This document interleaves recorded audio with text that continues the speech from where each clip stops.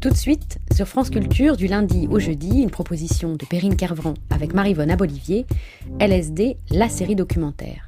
Quelques échos du réel, 55 minutes de radio coups humains, un thème, 4 épisodes, et le documentaire devient feuilleton.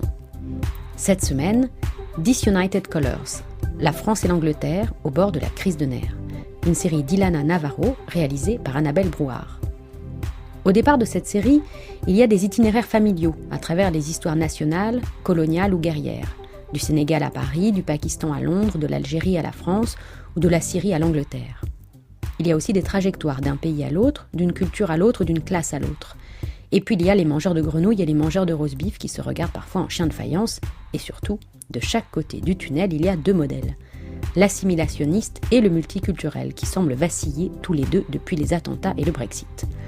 Comme si la peur se cristallisait autour de la religion musulmane.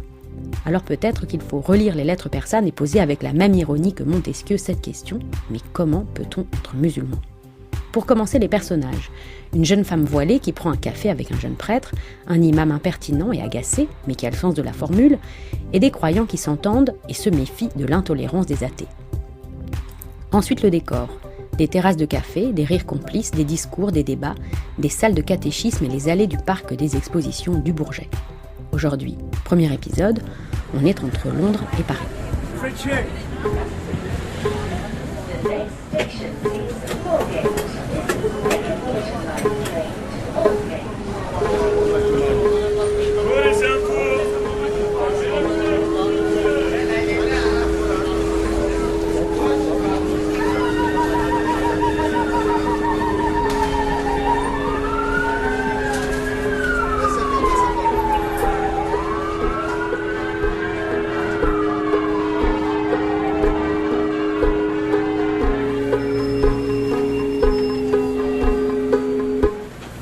Mon cher Ouzbek, c'est avec beaucoup d'émotion que je prends la plume, un peu plus de 3 siècles après ton voyage légendaire. Parti d'Ispahan, tu avais parcouru Smyrne, Venise, Paris, laissant derrière toi tes eunuques et ton harem, surtout Roxane, ta préférée. Tu avais traversé des villes et des villages, rencontré des hommes et des femmes aux mœurs différentes des tiennes. Tes lettres racontaient la France. Elles avaient inspiré non seulement ton harem et tes amis restés en Perse, mais les Français eux-mêmes. Ils avaient dévoré tes lettres persanes, sans même savoir que tu étais une invention de Montesquieu. Moi aussi, tu m'inspires. Tu me donnes envie de voyager. Je ne suis pas persane, je ne suis pas imaginaire, et je n'ai pas de harem. J'aurais bien aimé, mais je pense que même dans la France d'aujourd'hui, ce serait mal vu. Je suis turque d'origine et française depuis peu. C'est pour ça que je prononce ton nom comme il faut, Ouzbek, et non pas Uzbek à la française. À ton époque, la France traversait 2 crises. Une crise causée par les excès de la finance naissante et une crise des relations entre l'État et la religion. Figure-toi que rien n'a changé. Sauf qu'aujourd'hui, la religion qui catalyse cette crise, c'est l'islam. Les Mahométans, comme on disait à ton époque. Mon cher Ouzbek. Mes lettres persanes. Guide de la France pour un musulman bien modéré. Mon cher Ouzbek, si tu veux revenir dans la France d'aujourd'hui, il faut que tu aies quelques éléments de compréhension de base. Ça fait déjà plusieurs décennies que l'islam est un sujet polémique en France. À tout ça s'est ajoutée une autre folie. Celle de musulmans dévoyés qui prétendent œuvrer pour le djihad. Tu imagines ça ? En commettant des attentats aveugles et en tuant des innocents. Malheureusement, la France est particulièrement visée. 234 personnes ont été tuées en l'espace de 2 ans à peine. Je peux te dire que cela n'a en rien arrangé les choses, car maintenant, en plus du reste, une partie de la population française regarde avec suspicion les 5 millions de musulmans du pays. Même toi, noble Ouzbek. Si tu voyageais aujourd'hui, tu aurais tout du suspect idéal. Et ce, même en ayant renoncé à tes magnifiques habits persans. C'est ce que certains appellent le délit de faciès. Non, mais surtout, quand on est venu à la synagogue, parce que nous aussi, on voulait poser tout un tas de questions. Mon cher Ouzbek, ferme les yeux. Laisse-toi guider dans la France du XXIe siècle. passe à table ? celle dans laquelle je vis. C'est l'heure, hein. Vous savez où vous êtes d'ailleurs ? C'est la salle de catéchisme. J'étais avec les enfants tout à l'heure ici. Et leurs parents, c'était la rentrée aujourd'hui. C'était la rentrée du catéchisme tout à l'heure, avant que vous arriviez. Oui, il y avait plein d'enfants partout avec leurs parents. C'est des salles qui servent un peu à toutes les activités de la paroisse pendant la semaine. On fait un tour de présentation en partant de là-bas.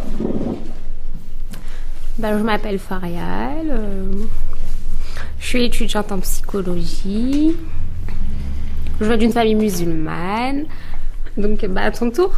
Je m'appelle Tanguy, je suis prêtre ici à Aubervilliers depuis 4 ans. Ces rencontres interreligieuses où on parle de nos vies, où on parle un peu de théologie parfois, sont nées de la rencontre avec Farial en février 2015. C'était un pique-nique organisé par le collectif Aubert Fraternité. J'étais assis à côté du pasteur Georges Letellier et Farial est venu s'asseoir devant nous. Non, c'est toi, t'es bien en face de moi. Ah oui, c'est moi ? Moi, j'étais déjà là. Hein. Et du coup, on a commencé à discuter, puis tu avais posé cette question, c'est quoi la différence entre un pasteur et un prêtre ? Voilà, et puis après on s'est revus, et puis... Après, j'ai gratté ton numéro de téléphone. Voilà, une amitié est née. Et on a commencé à se voir tous les deux sur le café de la mairie, en terrasse de café. Ouzbek, on est dans un café théologique, dans une banlieue parisienne. Moi, je m'appelle Anne, j'ai 38 ans. Autour des tables disposées en carré, une petite dizaine de personnes. Des juifs, des musulmans, des chrétiens, des hommes et des femmes, des noirs, des marrons et des blancs. Chacun a apporté un plat à partager avec les autres. J'ai 33 ans. C'est une ambiance très bon enfant en apparence. Mais détrompe-toi, les participants sont tout sauf naïfs. Et comme dans toute bonne discussion, on commence par parler de ce qui fâche.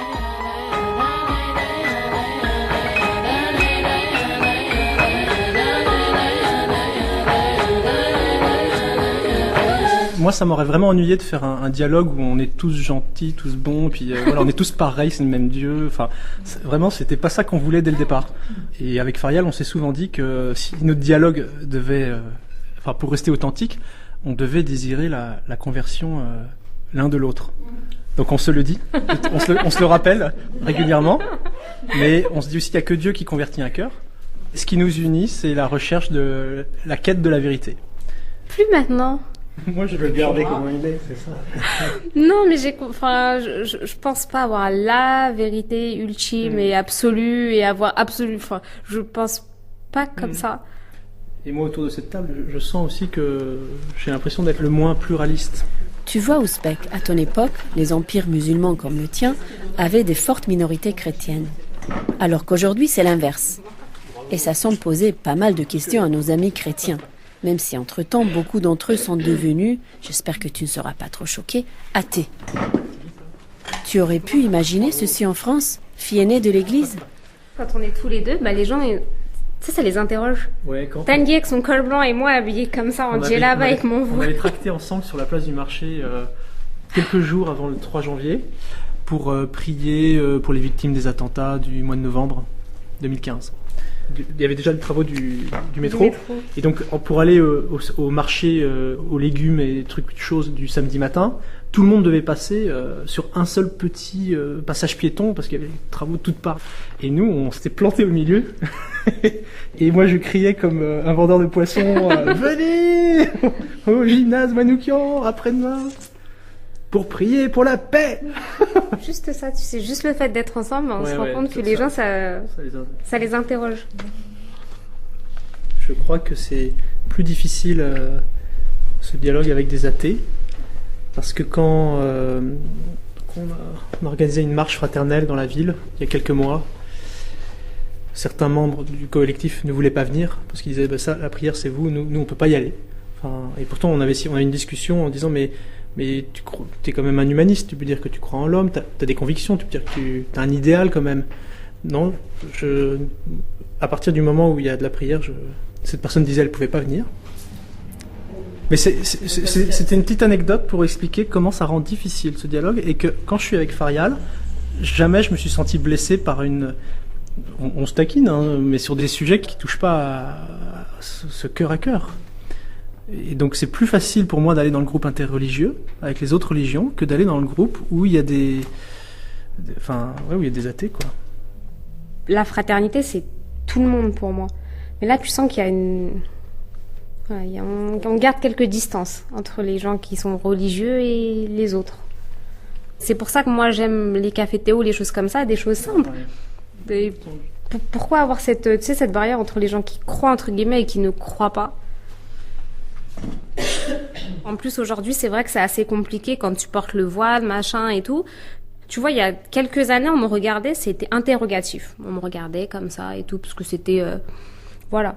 Aujourd'hui c'est des regards qui sont méchants en fait. Tu vois que les gens derrière toi voient les attentats, voient tout un tas de choses et je trouve ça... Généralement on me dit laisse couler, c'est pas grave et tout, mais en fait non, des fois t'en as marre. Tu vois, t'as juste envie qu'on te laisse tranquille. J'ai l'impression que partout où je dois aller, je suis en justification. Je dois me justifier de qui je suis en fait.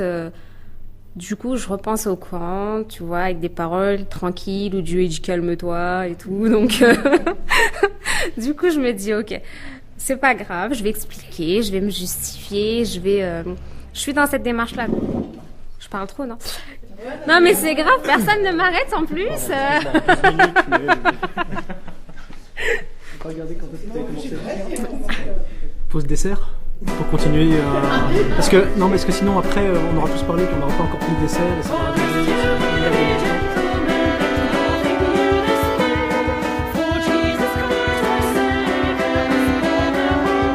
Imagine Ouzbek, une autre France où l'on te trouve beaucoup moins séduisant, beaucoup moins exotique et surtout beaucoup moins fun. Je sais, c'est assez décevant. Je me dis que tu aurais certainement essayé de t'expliquer, toi qui aimes tant les défis.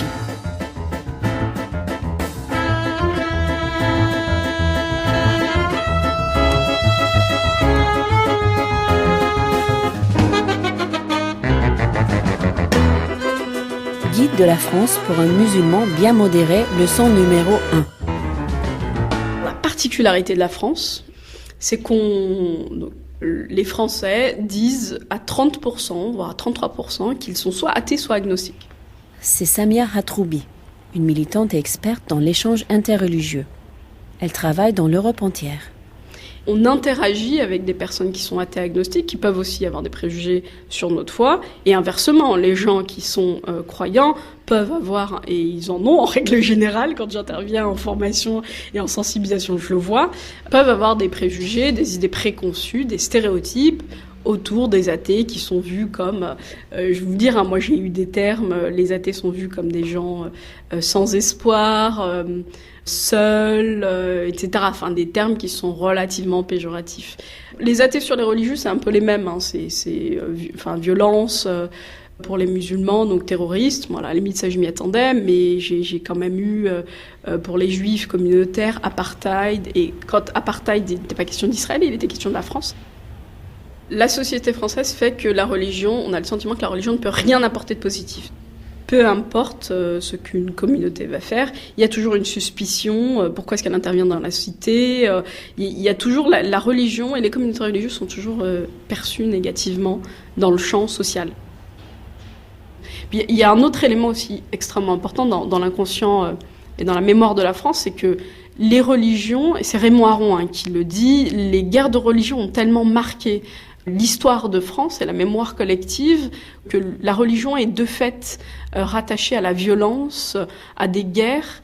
Et alors c'est encore plus vrai avec les attentats dits de ce terrorisme islamique. Les Français ont le sentiment que la religion c'est vraiment porteur, et les communautés religieuses sont porteuses de violence ou de division et jamais d'inclusion ou de richesse. Ouzbek, je parie que tu serais d'accord avec moi. Nul ne peut contester la noblesse de cette idée de la séparation des cultes et de l'État, née du combat contre les abus du catholicisme. Mais tu auras compris, cher Ouzbek, qu'une partie des Français est aveuglée par son rejet de toute religion, à tel point qu'il leur est difficile de percevoir que parfois les religions ont été à l'initiative d'idées progressistes. Ceci a peut-être été moins vrai en France, mais il suffit d'ouvrir un livre d'histoire pour apprendre qu'aux États-Unis, un des premiers mouvements féministes était né vers 1830 dans un cadre protestant, par exemple. Mais je m'égare. Revenons à la France, qui se veut être toujours la meilleure. Je sais que tu l'avais aussi constaté lors de tes voyages. La particularité de la France, contrairement à d'autres pays, c'est que la nation française s'est forgée autour de l'universalisme. L'ADN de la République française, c'est une république universaliste, laïque, qui, en quelque sorte, avec ce mythe de l'assimilation, oblige ses citoyens, ses concitoyens à entrer dans un modèle où ils font fi complètement de leurs convictions. La religion ou l'identité religieuse ne fait pas partie des thèmes de la cité, et on a souvent tendance à penser que la religion ou les convictions ne doivent pas s'exprimer dans l'espace public, alors que c'est pas ça la laïcité en fait. Mais il y a vraiment cette idée-là, notre identité religieuse ne doit pas faire partie de cette citoyenneté française. Et on n'intervient pas dans la cité en tant que française musulmane, en tant que française athée, française juive, etc. Ce sont des choses qui sont de l'ordre du tabou. Moi, je l'ai vu dans mes classes, j'ai vraiment le sentiment que les élèves ont peur d'en parler, en quelque sorte. Chut. Par exemple, selon ton lieu de travail, il vaut mieux ne pas dire si tu jeûnes pendant le ramadan. Mon Dieu, où est le temps que l'on vivait en France? L'honneur et le printemps vivions en ordonnance. La laïcité, c'est le principe républicain d'organisation de notre société. C'est un principe qui protège chacun, qu'il croit, qu'il ne croit pas. Ce principe s'applique à tous. Il vaut pour toutes les religions de France. Nous ne pouvons accepter, bien sûr, que nos compatriotes musulmans soient pointés du doigt, stigmatisés, et faisons attention aux prochains débats, notamment à l'occasion des campagnes électorales qui arrivent. Mais c'est aussi, et je le redis également à cette tribune, à l'islam de France, comme le dit avec justesse le philosophe Abdenour Bidar, de faire son examen de conscience et de s'inscrire pleinement dans la République laïque et protectrice.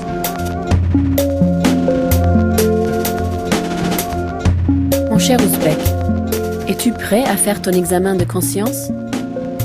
Oui, je sais, tu es un peu perdu et c'est normal. On touche là au grand paradoxe de la France. Alors que l'État demande aux individus de revendiquer le moins possible leur appartenance religieuse, un dirigeant de l'État est le premier à pratiquer l'assignation identitaire. Depuis les attentats, ce type d'interférence est devenu presque normal, comme si on disait aux musulmans qu'ils étaient directement responsables des attentats. Que ferais-tu, cher Ouzbek, dans cette situation? Faut-il répondre aux injonctions? Nous ne voulons pas de signes extérieurs d'appartenance à une religion dans notre pays. Nous ne l'acceptons pas. Je sais, Ouzbek, c'est tentant de répondre, de se justifier. Le problème, c'est que tu risques de le faire tous les jours. Beaucoup pensent que répondre serait comme endosser la responsabilité des crimes que l'on n'a pas commis et qui n'ont rien à voir avec ta foi. Et ceux qui se prêtent sagement à l'exercice finissent par se transformer en ce qu'on appelle ici un musulman de service.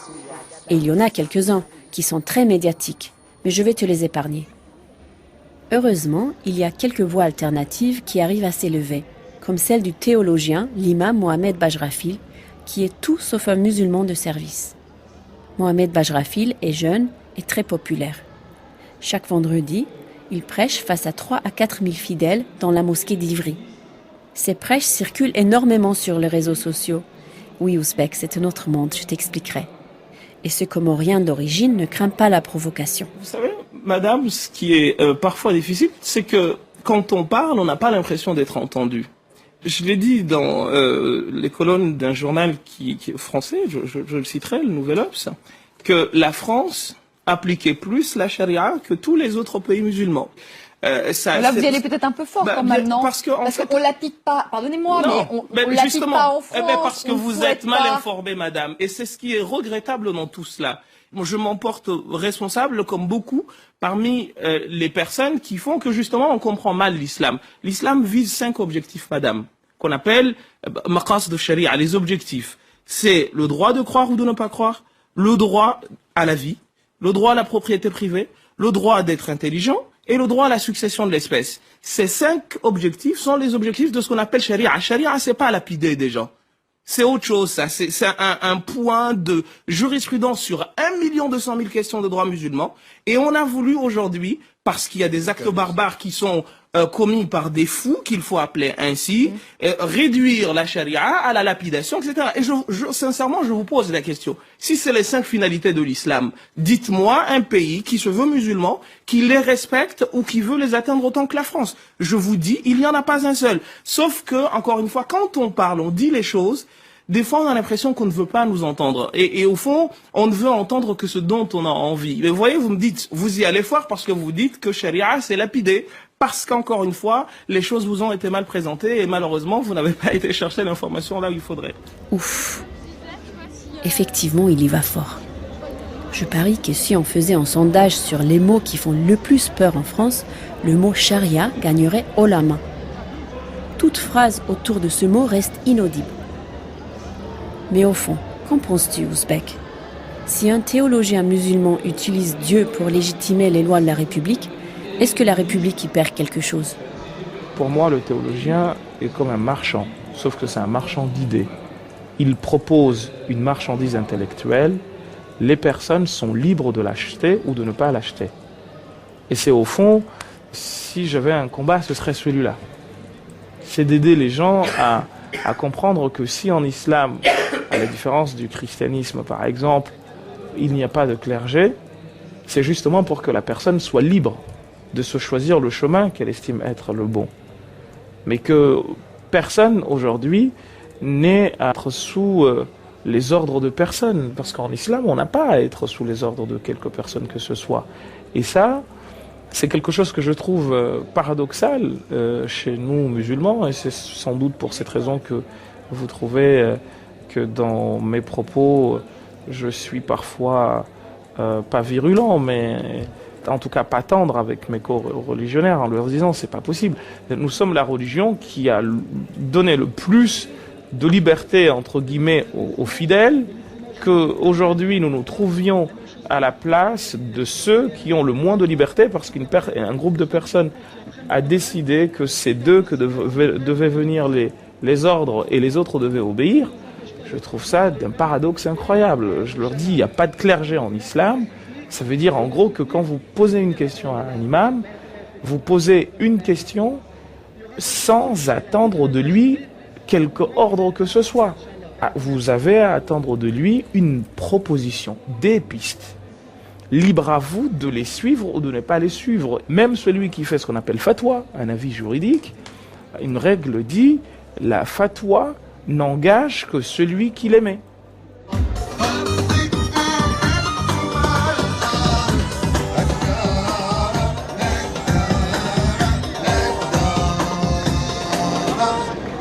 Comment vous vous appelez ? Aziza. Merci beaucoup. Là maintenant il vous reste seulement 2 minutes, 1 minute pour Cheikh Mintar et 1 minute pour nous. Il faut que j'aille dormir moi. Oui. À la rencontre annuelle des musulmans de France, Ashrafil est accueilli comme une sorte de star. Je vous ai remis mes coordonnées. On aimerait vous inviter le Taïcha, Inch'Allah, sur la célébration de l'homme, soit au mois d'octobre, soit au mois de mars. Les musulmans l'appellent Cheikh. L'association, en fait, c'est pour venir en aide aux orphelins. Vous m'en avez parlé tout à l'heure. Il traverse l'immense parc des expositions, serrant des mains devant des stands. Allons-y, bismillah. Il y a celui sur la vente d'appartements à Bandit, celui des écoles de chant coranique, celui sur le secours islamique.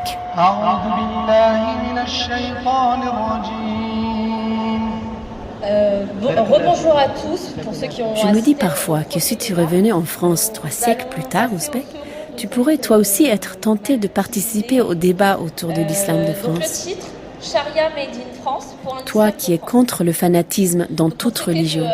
De la question, j'ai le plaisir d'accueillir avec moi Monsieur Majrafil. Le contexte, on ne peut pas en faire abstraction. Aujourd'hui, qu'est-ce qu'on me dit à moi ? On me dit, mais non, tu n'as pas le droit de lire le texte à partir des réalités qui sont les tiennes. Tu ne peux que regurgiter ce qui a déjà été produit. Et à partir de là, ne nous étonnons pas que nous nagions dans des contradictions parce que nous voulons vivre avec notre temps tout en restant prisonniers d'avis de gens qui, avec tout le respect qu'on leur doit, nous ont appelés davantage à ce que moi j'appelle l'insolence intellectuelle, c'est-à-dire oser aller à la rencontre des textes en faisant fi de ce que mon prof m'a dit. qui est grave aujourd'hui, c'est que nous sommes arrivés à une période de glaciation qui fait qu'on produit pas du tout, ou quand on produit, les personnes, on leur tombe dessus aussitôt. Aujourd'hui, nous avons cessé le débat.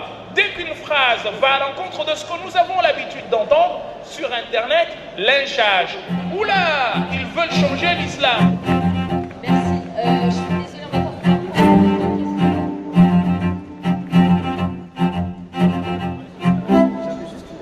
En fait, vous avez parlé dans une de vos conférences de la création d'une nouvelle école. Oui. Et je voulais savoir en fait en quoi ça consistait exactement et est-ce que c'était pas en contradiction en fait avec les autres écoles Pourquoi ce serait en contradiction? Comment vous la voyez en fait vous, Moi, j'ai pas dit, je suis pas forcément qu'on crée une école. De toute façon, les choses s'imposeront d'elles-mêmes. Je suis en revanche pour que nous cachions pas les avis des écoles déjà. Si on acceptait déjà que tout ce qui a été dit soit porté à la connaissance de tous, bien des problèmes dont nous souffrons aujourd'hui seraient résolus. En fait, elle se créerait automatiquement, c'est ça? Elle va se créer de toute façon. Vous savez, on est en train de patauger, de discuter islam de France ou je ne sais quoi. Mais comme je vous ai dit tout à l'heure, l'école andalouse, c'est des choses qui se feront ipso facto. Il n'y a pas le choix. Les réalités que vous avez aujourd'hui ne sont pas celles de gens qui ont vécu ici à 30 ans. Donc forcément, on va devoir produire une pensée, une manière de comprendre les textes. Parce que c'est surtout ça qui est fondamental aujourd'hui. Quand on parle de réforme, c'est pas de prendre ce qui a été dit et jeter ou créer une nouvelle religion. Non, c'est de faire ce que les autres ont fait. C'est-à-dire que nous allons au contact des textes avec nos réalités, en tenant compte de nos contextes. Je comprenais pas le terme islam de France, en sachant que moi je connais qu'une seule islam, c'est l'islam que le prophète nous a enseigné. Pourquoi prendre le terme islam de France que c'est un terme qui divise. Il divise parce que les gens ne réfléchissent pas. Je trouve qu'en fait il y a qu'une seule islam. Oui, pour toi, mais si on t'explique ce que ça veut dire, que veut dire de? De. La préposition de veut dire quoi? Moi? Non. De veut dire appartenir. De veut dire venir de. L'islam que j'ai appris, c'est l'islam du prophète. Le prophète sallallahu alayhi wa sallam. Après, on peut que veut dire de? Il est où le problème que tu dises mon islam quand quelqu'un dit mon islam? Non, mais t'as pas compris. Oui. Je dis, quelqu'un dit mon islam me dit de faire ça. Tu vas te contredire. Mon islam. Après, je suis bien d'accord avec toi que chacun a une compréhension, chacun comprend à sa façon. Ça, je veux bien le comprendre. C'est pour cette raison que quand on entend les mots, il faut ne pas être limité, buté. Non, je suis d'accord avec et savoir ce qu'on met derrière. L'islam de France, tu sais, cette expression-là... Pour moi, il est excessif. Parce qu'on ne réfléchit pas, mon grand, et c'est pas de ma faute si les gens ne réfléchissent pas quand on leur parle. Je vais aller plus loin, laisse-moi finir, s'il te plaît. L'islam de France, le fachou, il ne veut pas l'entendre. Tu sais pourquoi? Parce qu'il se dit que l'islam va être considéré comme une religion faisant partie des religions de ce pays. C'est ce que peut vouloir dire l'islam de France, mon frère. C'est que l'islam fait partie du paysage français, qu'il le veuille ou non. Et le problème, c'est qu'en fait... Oui, mais c'est un sens. Et tu n'as pas le droit de dire ça. Si je te donne une phrase et je te demande de m'expliquer, je regarde les fleurs du jardin, ça veut dire quoi cette phrase? Les fleurs du jardin? Oui. Je regarde les fleurs de ce jardin. Oui, mais je peux regarder les fleurs à partir du jardin aussi. Oui, il y a plusieurs sens. Ben voilà, mon grand. Ouais. Après moi, la seule conclusion que je veux dire, c'est qu'il n'y a qu'une seule islam. Mais là, tu es en train de convaincre mais il a raison dans ce qu'il dit parce qu'à ce moment-là, la manière dont vous vous adressez à ce frère, adressez-vous de la même manière avec les politiques. Mais oui, je leur dis. Je l'ai écrit et je l'ai dit. Adressez-vous de la même manière avec les politiques. C'est les gens qui nous représentent. Non, le chien, merci beaucoup. Merci à vous. Je dois y aller.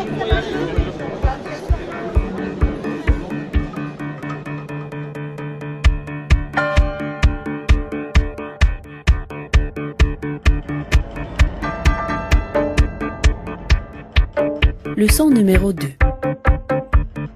La bataille est dure et il faut la mener sur tous les fronts. Toi qui admirais à ton époque le modèle anglais, je sens que tu aurais envie de regarder comment ça se passe en Angleterre. Imagine-toi que Bajrafil est un sujet d'étude parfait pour Amin El-Yousfi, un chercheur qui travaille au Cambridge Muslim College. Oui, mon cher Ouzbek, à l'université de Cambridge, qui existait déjà à ton époque, il y a aujourd'hui un Muslim College, c'est-à-dire une université musulmane. Now, of course, here is a very interesting question. If I believe that the waters of the Ganga take away your sins, what happens to Vishnu now? Well, what about Shiva? So again, you go back to the image of the banyan. Amine me fait rentrer dans une salle de cours de cette belle villa victorienne. D'un côté, des étudiants, souvent barbus, de l'autre, des étudiantes, toutes voilées.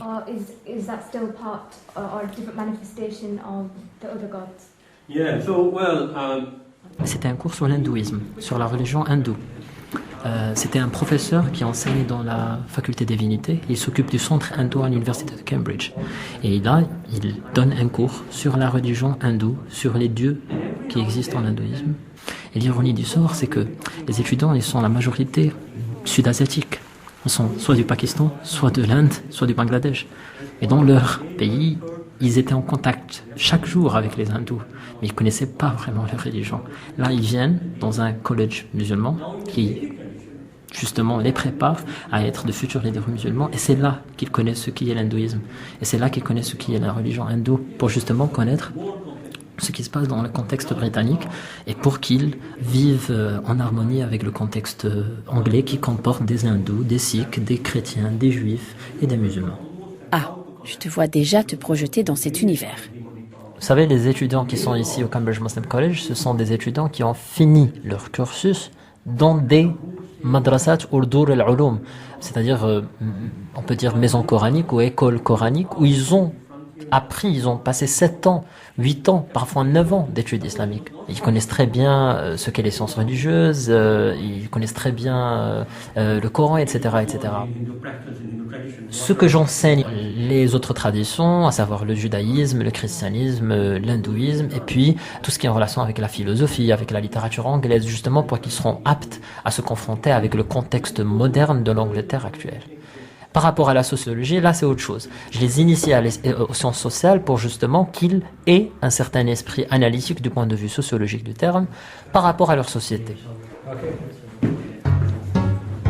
Imagine-toi Ouzbek, diplômé d'une des plus prestigieuses universités mondiales, devenant un leader musulman.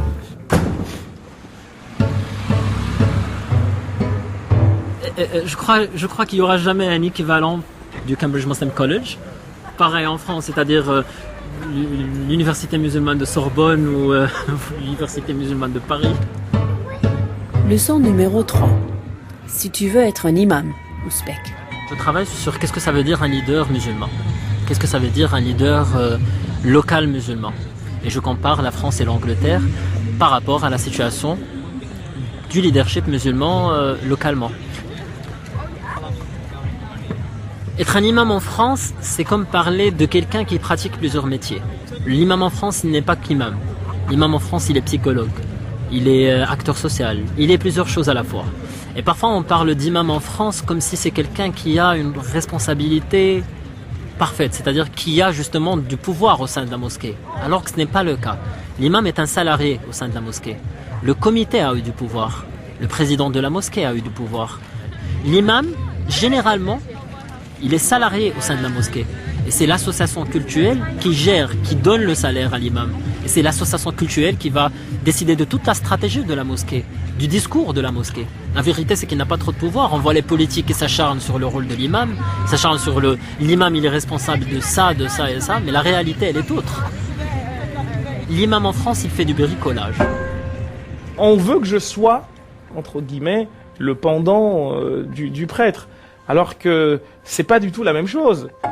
Ça n'a rien à voir en fait. Moi j'ai une vie civile, je suis marié, j'ai des enfants, et je suis pas imam H24, même si la vie telle qu'elle est ici exige que je mène une vie peut-être même au-delà des fonctions d'un prêtre. Si je vous disais le nombre d'heures que je passe avec ma famille, je rentre chez moi tous les jours à 2h du matin. On n'a pas de vie. Et en face, on reçoit souvent des tomates, de la part même de nos co-religionnaires. Et des fois, moi, m'est arrivé de pousser des gueulantes en disant « Oh, attendez, vous me payez pas, moi. Je travaille à côté, j'essaye de répondre à 36 000 choses. Faut pas pousser. Je suis humain comme vous. C'est la vie d'un imam. Donc quand en face, on vient t'embêter au niveau de l'État ou je ne sais quoi, je dis allez-y. J'ai rien en fait, c'est que on prend plus de risques qu'autre chose. Surtout quand tu te dis, tu passes dans les médias. Depuis que je passe dans les médias, j'ai reçu une menace de Daesh, les fachos te tombent dessus, et c'est compliqué à gérer. L'imam en Angleterre, je ne vais pas dire qu'il a plus de pouvoir, mais il a plus de rôle. Quand je dis il a plus de rôle, c'est de par le statut de la mosquée en général en Angleterre qui est très différent du statut de la mosquée en France.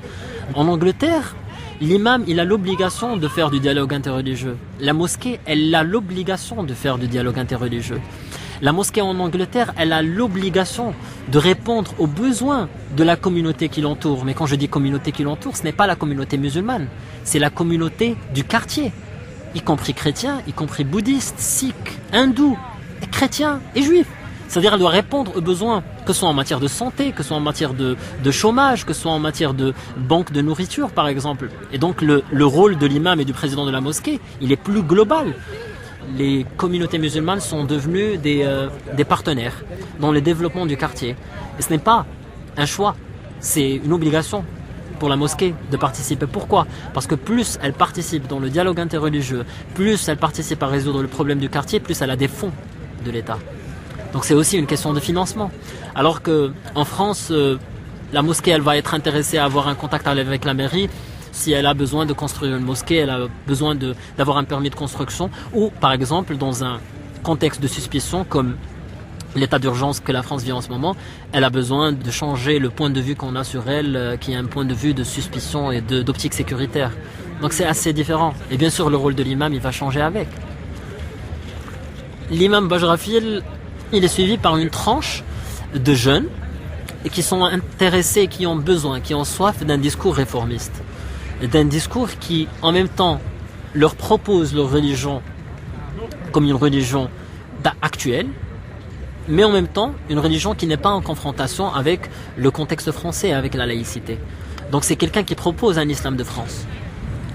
Personnellement, je crois qu'il va avoir un avenir très difficile en France. Et ça pour une seule raison, c'est comment l'élite politique française, elle voit le leader musulman. Et comment elle conçoit le leader musulman. Donc je crois qu'il va avoir un problème avec l'élite française si elle continue à concevoir l'islam comme un enjeu électoral qui sert à avoir des voix et qui ne sert pas à avancer la question musulmane en France. Every God, good religion. Every God, good religion. Every God, good religion. Down in your soul. Have you been to the water, been baptized, so been converted? You feel Lord, and you got good religion. Down in your soul. Leçon numéro 4. Comment dialoguer avec les autres quand tu es un imam et que les instances officielles de l'islam ne te satisfont pas? Alors la rencontre de notre conseil... Un matin de ce beau printemps parisien, je retrouve Bajrafil dans une paroisse. Autour de lui, des participants à la conférence des évêques de France. Ils veulent tous le voir devenir un leader de l'islam de France. Alors, si vous êtes là, c'est que vous avez eu le malheur ou le bonheur de publier un livre. On va être franc, c'est vrai que c'est la sortie de votre livre... éveiller un petit peu à ce que vous vivez, à ce que vous partagez. Et puis l'information d'hier aussi, c'était la communication faite par le Conseil français du culte musulman avec la création d'un conseil théologique. Alors, avec Colette et Jean-François, on s'est tout de suite demandé qui allait faire partie de ce conseil.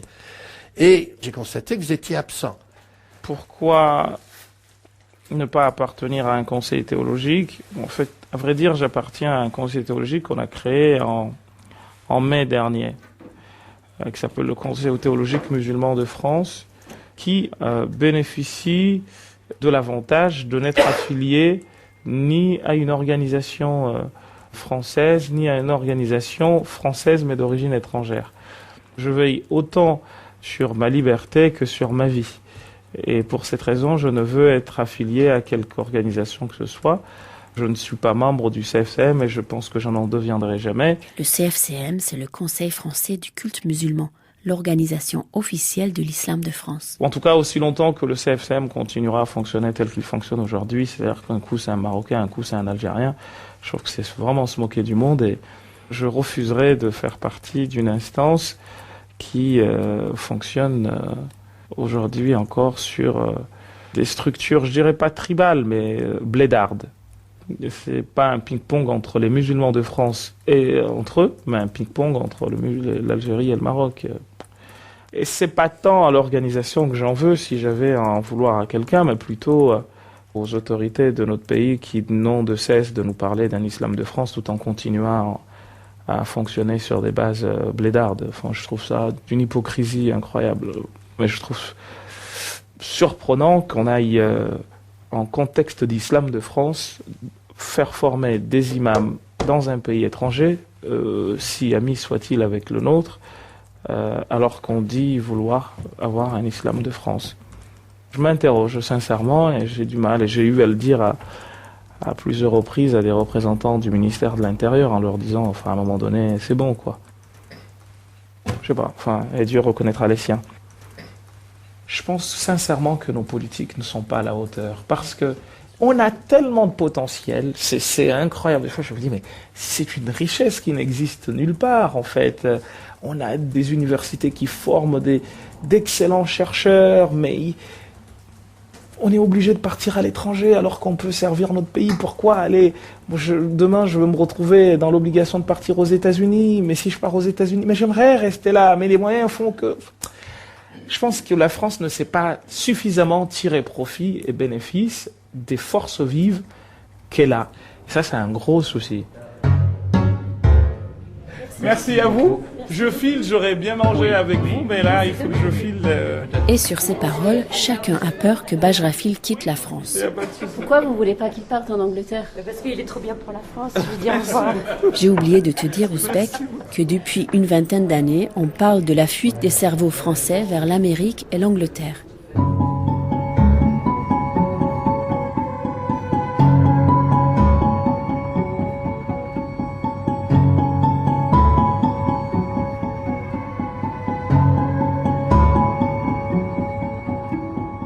Leçon numéro 5. Gérer les propositions de l'étranger. Savoir jusqu'à quel point on est déterminé à se battre dans le système français.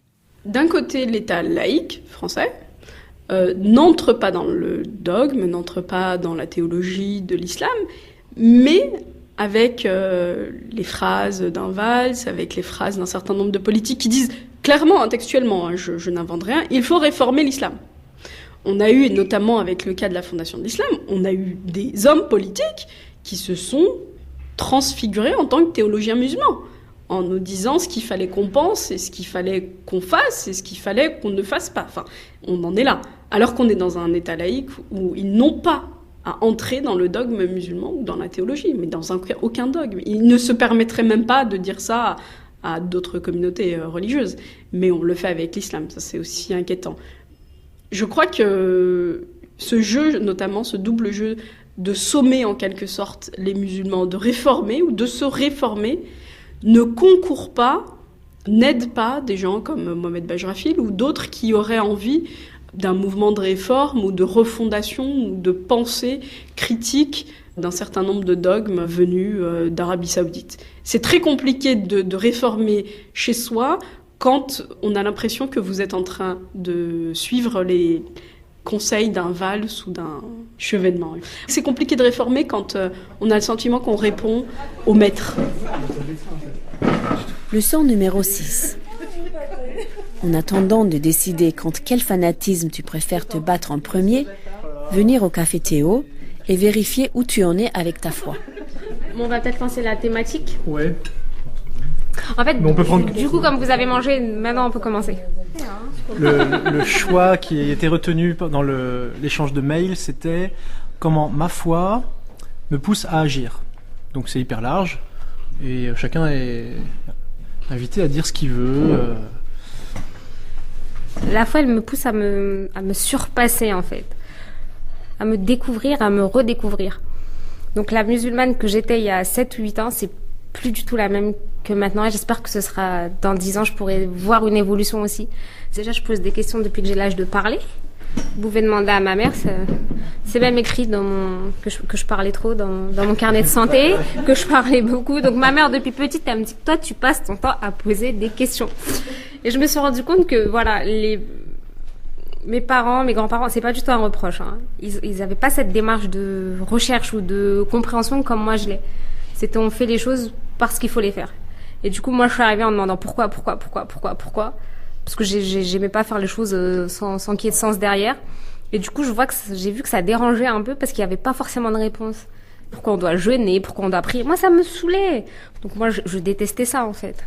J'aimais pas du tout jeûner, j'aimais pas prier. On devait aller à l'école coranique tous les samedis. J'avais tout le temps mal au ventre. Donc moi, plus jeune, je vivais la foi comme ça. C'était la punition. Donc du coup, j'ai rejeté la religion en bloc parce que ça m'intéressait absolument pas, parce que je comprenais pas. Et puis, vers l'adolescence, en fait, j'ai eu besoin de comprendre d'où je venais, ce que je faisais, à quoi. C'était quoi le sens, en fait? Quand j'ai commencé à découvrir un petit peu la foi et tout, j'étais très excitée. Il fallait faire plein de trucs, il fallait changer dans ma vie, mais j'ai été égarée des années. J'avais l'impression il y avait une montagne, en fait, qui me tombait dessus. Je voulais révolutionner toute ma vie. J'ai eu un rapport très, très, très frontal. Et au fil du temps, je me suis rendu compte que déjà, je m'étais renfermée sur moi-même en ayant ce type d'approche. Et qu'en fait, j'aurais pas aimé qu'on me présente les choses de cette manière-là. Du coup, tu penses que c'est le caractère des personnes ou est-ce que tu penses qu'il y a plusieurs islams? Je pense qu'il y a un islam par musulman. Et c'est ce que je trouve beau.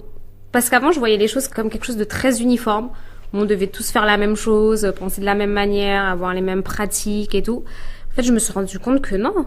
En faisant ça, t'as enlevé quelque chose à la personne. En fait, on est comme on est et chacun, on pratique et on fait les choses à notre niveau, comme on a envie, sans contrainte, on n'est pas dans l'obligation. Tu te souviens ce qu'on s'était dit au premier café en terrasse? Moi, je suis bien conscient qu'au bout d'un moment, ça peut aboutir à une impasse. Mais il y a une chose qui nous maintient dans l'unité. Il y a une chose où on demeure unis et d'accord. Et c'est ça qu'on construit avec ces dîners, ces cafés. C'est croire dans la sincérité de l'autre. Et c'est ça qui nous réunit. Tu parlais à Anna tout à l'heure d'être en avant-garde dans ta communauté. Alors, j'ai pas la situation de tous les autres pays, je la connais pas, mais je trouve, moi, depuis que je m'intéresse à l'interreligieux, je me dis, mais comment ça se fait qu'on en est que là? Je trouve ça gravissime, justement, ce manque de dialogue, ce manque de connaissance de l'autre, cette difficulté dès qu'on veut organiser quelque chose. J'ai découvert en même temps qu'il y avait des milliards d'associations, justement, interreligieuses qui existaient. Et en regardant un peu plus près, je vois qu'il y a beaucoup des choses de représentation.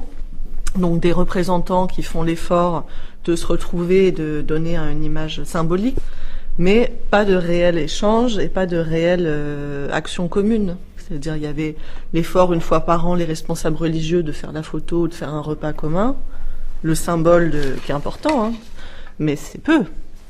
Moi, la mosquée qui est juste à côté de notre synagogue, depuis 5 ans, ils sont invités par écrit pour venir à Rosh Hashanah ou Kippour, qui sont une des fêtes les plus importantes, pour venir nous rendre visite.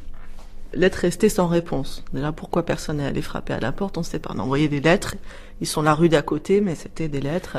Pas de réponse à notre courrier. Bon, on a réussi à aller dire bonjour à la mosquée d'à côté, mais il a fallu 4 mois. Et là, maintenant, j'essaye d'organiser un rendez-vous entre le rabbin et l'imam. Ça fait 4 semaines que je suis dessus. Non, j'ai bon espoir, mais ça montre à quel point il n'y a pas l'habitude. Surtout dans le contexte actuel, qu'il y a des peurs, des résistances, et certains en ce moment peuvent plus mettre l'accent sur la sécurité que sur le dialogue, d'autres considérer que la situation est déjà trop grave, on n'a plus le temps pour le dialogue, ce qui pour moi est une aberration. C'est sûr que le dialogue prend beaucoup plus de temps que la destruction, mais on ne peut pas faire l'économie du dialogue, d'autant plus que la situation est tendue. Non, moi je rejoins tout le monde en ajoutant que c'est pas évident. Moi, il y a certaines choses que je fais, je vais pas le dire à certaines personnes parce que je sais qu'elles vont elles vont s'offusquer. Que j'aille au Shabbat, à la messe, que je fasse ce genre de choses, elles vont dire pourquoi tu côtoies des égarés? Même quand je l'ai dit chez moi, je me suis dit comment ils vont le prendre, tu vois. Justement, comment ils le prennent à la maison? Très bien. J'étais étonnée, pour te dire, j'étais vraiment étonnée parce qu'au début, j'osais pas spécialement le dire. Et puis, ils sont venus avec toi après. Du coup, ouais. Du coup, j'ai emmené tout le monde. Donc il faut y aller vraiment petit à petit, étape par étape, il faut avoir beaucoup de patience. Donc ma foi me pousse aussi dans ce sens-là, à avoir énormément de patience. Alors que je te rends compte qu'on vit tous les uns à côté des autres.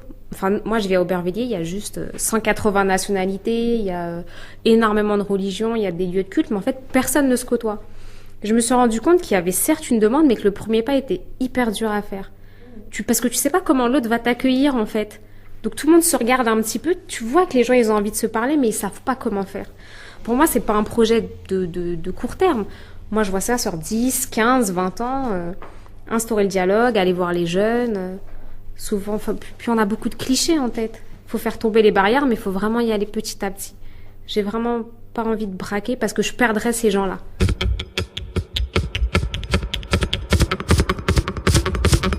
Leçon numéro 7. Toujours garder son humour et essayer de le propager. De Paris, le 8 de la lune de Chaban, 1713. Je vois ici des gens qui disputent sans fin sur la religion. Mais il me semble qu'ils combattent en même temps à qui l'observera le moins. Non seulement ils ne sont pas meilleurs chrétiens, mais même meilleurs citoyens. Et c'est ce qui me touche. Cher Ouzbek, je vais te donner un exemple. À travers toutes ces contradictions, il y a certaines expressions qui font leur chemin dans la langue française. J'en veux, pour exemple, l'expression « Starfoula » à la sortie de collège d'un beau quartier parisien. Moi, je dis, quand quelqu'un m'énerve, Starfoula, tout court, c'est un mot tout seul. Tu vas certainement être surpris, noble Ouzbek, de voir qu'une expression que toi et moi on connaît bien est « Stafrullah », qui signifie à la base « je vous en prie » ou bien « qu'Allah me pardonne », soit parfois faussement repris par des jeunes, et pas seulement par ceux qui ont des origines musulmanes.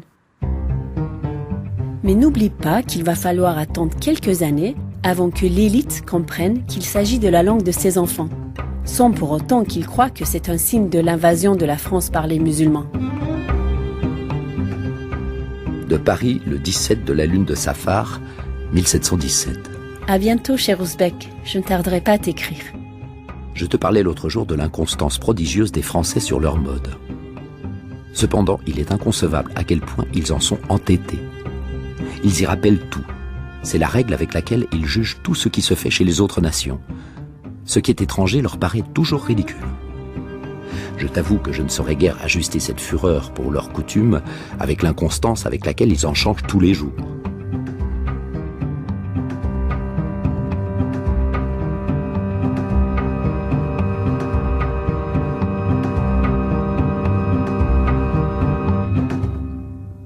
Mes lettres persanes. Guide de la France pour un musulman bien modéré. Une émission d'Ilana Navarro, réalisée par Annabelle Brouard. Avec la collaboration du Dr Samuel Everett du Wolf Institute de l'Université de Cambridge.